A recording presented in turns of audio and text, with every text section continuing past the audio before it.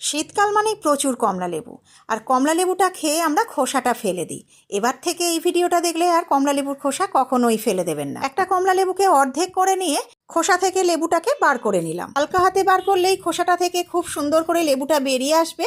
আর খোসাটা দেখুন একটা খুব সুন্দর শেপ নেবে, যেন চকচকে একটা হলুদ বাটি। যারা পাখি গাছপালা ভালোবাসেন তারা ভিডিওটা দেখলে ভারী খুশি হবেন। এরপর একটা সুতো নিয়ে সুতোর দুদিকের মাঝখানটাতে হলুদ বাটিটাকে এইভাবে হালকা হাতে বসিয়ে দিলাম। একই রকম করে সুতোর মাঝখানে আর একটা বাটিকেও নিয়ে নিলাম। যেসব বাচ্চারা মোবাইল আর টিভির বাইরে আর কিছু বোঝে না, তাদের এই ধরনের কাজ করতে দিন। ম্যাজিকের মতন পরিবর্তন লক্ষ্য করবেন।